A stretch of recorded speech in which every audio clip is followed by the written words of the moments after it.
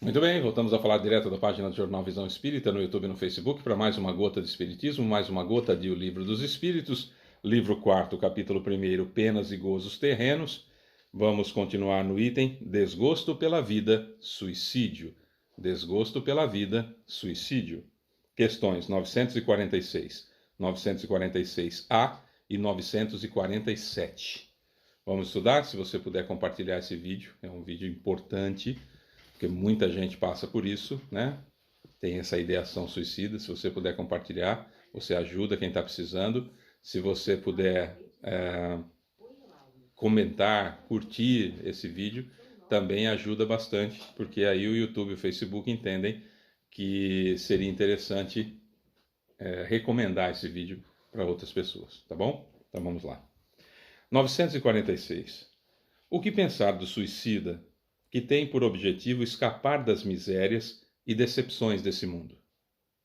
Resposta: pobres espíritos que não têm coragem de suportar as misérias da existência. Deus ajuda os que sofrem, e não os que não têm força nem coragem. As tribulações da vida são provas ou expiações.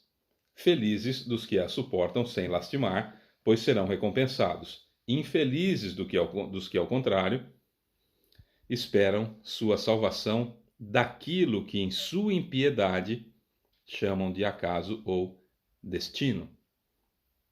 O acaso ou destino, para me servir de linguagem deles, podem de fato favorecê-los por um instante, mas para fazer-lhes sentir mais tarde e de forma mais cruel o vazio dessas palavras. Olha, as misérias e decepções do mundo fazem parte de uma colheita, portanto, de algo que eu plantei. Fugir dessa situação só vai me causar problemas. Como a gente fala, o suicida, via de regra, a Fábio disse que todos os suicidas são assim, não foi o que eu disse. Suicida, via de regra, ele morre, mas não desencarna. O corpo morre, mas ele não desencarna, porque ainda tem fluido vital. Fica preso ao corpo, um certo período, muitas das vezes sentindo a decomposição do corpo, todo o desespero de ser enterrado junto com o corpo. Sofre a vampirização dos fluidos vitais por aquelas gangues de espíritos inferiores que estão nos cemitérios. Às vezes são até aprisionados, enfim. Depois, via de regra, vão para o Vale dos Suicidas, onde é aquela situação terrível de você estar acordado 24 horas por dia, em desespero. Então pensa quando a gente está desesperado, que parece que o tempo não passa, imagina num sofrimento desse tipo. E depois que esse tempo passou, que houve o arrependimento sincero, que houve toda aquela preparação para ser levado para um ponto de resgate, ou que já lhe prepararam um planejamento encarnatório, que ele só vai adormecer e acordar encarnado, que é uma encarnação compulsória, seja como for, volta para a situação que estava quando se desesperou e acabou cometendo suicídio. Então é só perda de tempo. Aliás, gravíssima, né? Com muitas dores. Então você está com um problema, você para aquele problema com suicídio, aumenta o seu sofrimento, as suas dificuldades, aquilo é terrível, passa por situações, meu Deus do céu, e depois volta exatamente naquele ponto em que se encontrava. Quer dizer, qual é a vantagem do suicídio? Nenhuma, só tem desvantagem e é de gravidade absurda, né, você interromper uma existência. Então, infeliz daquela pessoa que faz. Agora, um detalhe importante: a grande maioria das pessoas, perceba que eu não disse todas, a grande maioria das pessoas, assim, maioria absoluta, estamos falando assim de quase a totalidade dos suicidas, a maior decepção deles é saber que aquela dificuldade, aquele problema, aquele sofrimento pelo qual ele estava passando, estava terminando. Ia acabar em breve tempo. Essa é a maior dificuldade, essa é a maior lástima dos suicidas, e esse é um sofrimento assim absurdo que eles sentem, eles mesmos falando sobre isso. O problema ia ser resolvido o sofrimento ia ter um término, ia ter um fim, muito brevemente, e aí precipitou-se aquele sujeito no suicídio. Então, infelizmente, né? Na 946A, Kardec dá uma responsabilizada para os coautores do suicídio. A gente já explica o que é isso. 946A. Aqueles que conduziram um infeliz a esse ato de desespero sofrerão as consequências? Resposta. Oh, infelizes deles responderão por um assassinato. Tá. Como se induz uma pessoa ao suicídio? Primeiro, quando a gente professa uma ideia de fé ateísta, que não existe nada depois da morte do corpo físico. Primeiro que é mentira. Segundo que é fácil comprovar que existe vida após a morte do corpo físico, basta querer. Né? Aquela situação, eu tenho na mão um smartphone, um celular, eu tenho na mão um smartphone que acessa tudo, qualquer informação do mundo. Isso não quer dizer que eu saiba todas essas informações, não é? Então, eu posso pegar um celular e ver tutoriais, ver ensinamentos de como fazer uma cirurgia cerebral. Aí você está com um tumor no cérebro.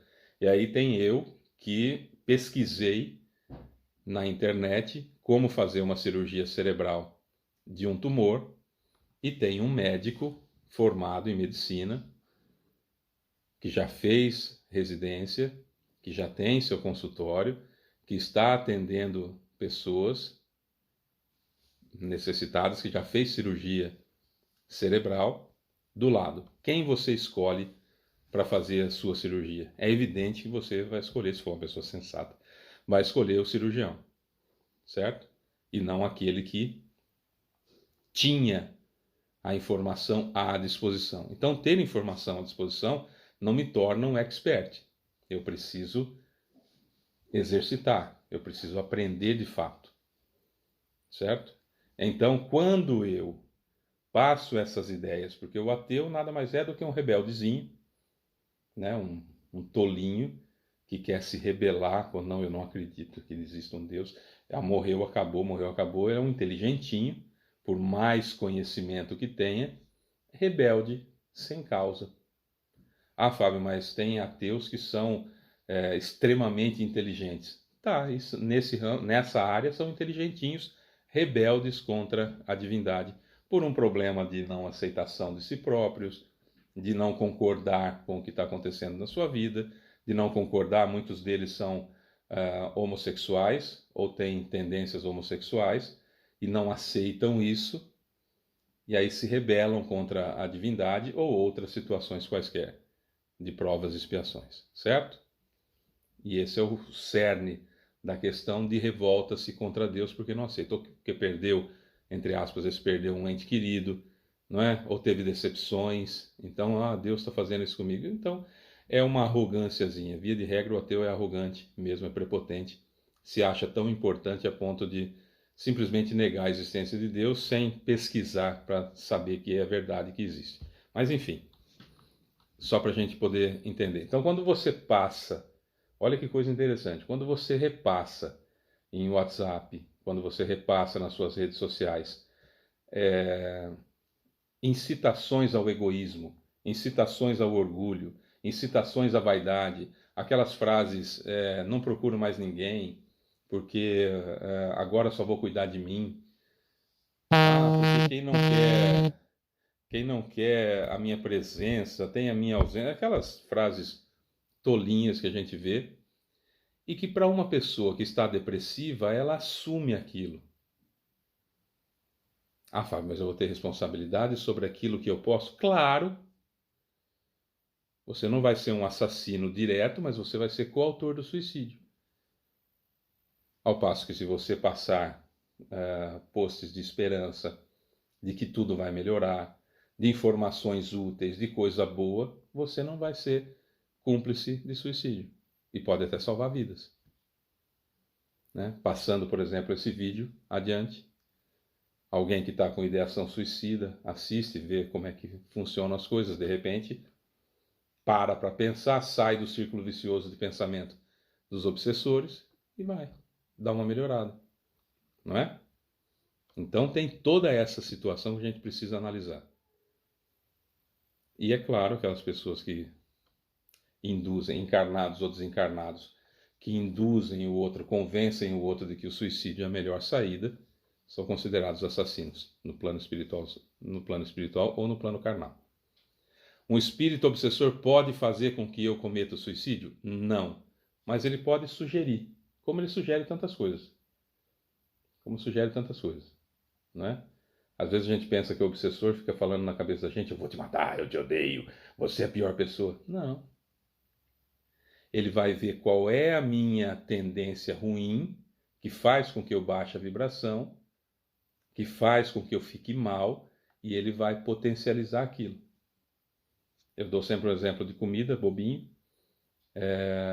Eu não como jiló, não gosto de jiló e não vou comer jiló. Certo? Então não adianta vir nenhum obsessor ficar falando: come jiló, e falar: vai pro inferno. Não vou comer. Mas eu adoro chocolate. Então quantos obsessores precisam para eu comer o chocolate? Nenhum, eu já vou comer chocolate. Você imagina se ele vai chegar do meu lado e falar assim: nossa, mas aquele chocolate Lindt derrete na boca, né? Aquilo é bom, barbaridade. Ele não falou para eu comer em nenhum momento. Aí um dia eu comi esse Lindt, é maravilhoso, realmente. Aí ele me lembra. Ele fala: nossa, lembra aquele dia que você comeu aquele chocolate maravilhoso, aquele chocolate Lindt? Aí eu já salivo na hora e já fico pensando naquilo e vou comprar o chocolate, certo? Então é assim que é a indução. A indução é aquilo que eu quero disfarçado de meu amigo para fazer com que eu sucumba àquela imperfeição que eu tenho. É assim que somos, encarnados ou desencarnados, cúmplices de suicidas ou até assassinos quando induzimos as pessoas ao suicídio. No livro Céu e Inferno há um capítulo todo sobre suicidas. Seria importante nós lermos aquele trecho. E nós vamos ver as declarações que deram os espíritos suicidas para os espíritas da época de Kardec. Fenomenal. Inclusive tem lá uma situação que o sujeito usou a moça e não se casou com ela, numa época que era complicado isso, ela se mata. Depois de ter largado, depois dela ter sido abandonada. Ele é assassino do suicídio dela. Porque ele brincou com o coração dela. É grave. 947. O homem que se vê às voltas com a necessidade e que se deixa morrer de desespero pode ser considerado um suicida? Resposta: é um suicida. Mas os que o causaram ou que poderiam tê-lo impedido são mais culpados que ele, pois a indulgência o espera. No entanto, não penseis que o suicida seja inteiramente absolvido, se lhe faltou firmeza e perseverança, e se não usou de toda a sua inteligência para sair do lamaçal. Infeliz dele, sobretudo, se o seu desespero nasce do orgulho. Quero dizer, se ele é desses homens nos quais o orgulho paralisa os recursos da inteligência, desses que se enrubesceriam, ficariam vermelhos, por dever sua existência ao trabalho das próprias mãos e que preferem morrer de fome a abrir mão do que chamam de sua posição social, coitado deles. Não há 100 vezes mais grandeza e dignidade? É uma pergunta. Não há 100 vezes mais grandeza e dignidade em lutar contra a adversidade, em enfrentar a crítica de um mundo fútil e egoísta que só tem boa vontade para aqueles a quem nada falta e que vos dá as costas tão logo precisais dele? Sacrificar sua vida em consideração a esse mundo é uma estupidez, pois isso não o levará a nada. Se a morte é desesperada, o homem que se vê às voltas com a necessidade que se deixa morrer de desespero pode ser considerado um suicida, o sujeito que perde tudo. Era bem de vida e perde tudo. E aí ele acaba se matando. para não enfrentar a sociedade, para não fazer um trabalho humilde, para não voltar a fazer um trabalho braçal, para não voltar às suas origens, é um covarde que fugiu da situação. Então, coitado dele, é uma situação complicada. O suicida é corajoso? Não, o suicida é covarde. Sempre o suicida é um covarde. Certo? Quem induz ao suicídio está induzindo um covarde a fugir daquela situação. E é tão covarde quanto. Então, o suicida é um covarde? Sim. Ah, se romantiza o suicídio, se fala, nossa, foi uma pessoa corajosa. Não, ele foi covarde, egoísta, que não quis de jeito nenhum dobrar o próprio orgulho, ou procurar ajuda, ou sair da situação que se encontrava através de mãos amigas. É um covarde. Ah, Fábio, é muito duro falar isso, mas é a verdade. Mas é a verdade. O que se convencionou chamar ponto de honra para o suicídio, que era lá na época dos orientais, por exemplo, né, que era para não prejudicar a família, então cometia um equívoco e aí se suicidava, que era acho que é harakiri que fala, era para que a família mantivesse a honra e não sofresse as consequências do seu ato ruim, então lavava com honra, é outra coisa. Suicídio da mesma forma, tem os atenuantes, é suicídio da mesma forma, tem os atenuantes, mas tem um ato de nobreza, que era preservar a família. Aí era um ato de coragem. Você abre mão da sua felicidade, abre mão da sua dificuldade pelo erro que cometeu para manter a sua família, o seu nome limpo e as pessoas não serem execradas por aquela sociedade. Aí tem um ponto de honra. Hoje não existe isso, nem na área oriental do planeta e nem aqui no Ocidente. Não tem isso. O suicídio ele é sempre uma questão de covardia. É pesado, é duro falar, mas é verdade. Se você está com ideação suicida, você é um covarde que está querendo fugir de uma situação que só tem um responsável por isso, que é você mesmo. Porque Deus não pune ninguém. Aquilo que nós estamos passando é uma situação de colheita de uma plantação que nós tivemos, e mais, uma colheita pela dor, porque eu não aproveitei as oportunidades que me foram dadas de colher pelo amor. Então a responsabilidade é unicamente minha. Então fugir das adversidades, fugir dos problemas, fugir da vida pelo suicídio é um ato covarde que vai custar caro uma barbaridade. E a gente vai saber mais detalhes sobre isso nos vídeos seguintes, que a gente vai continuar falando de desgosto pela vida suicídio. Por hoje é só. Eu sou Fábio Pereira, essa é mais uma gota de Espiritismo. Beijo pra você que fica. Tchau.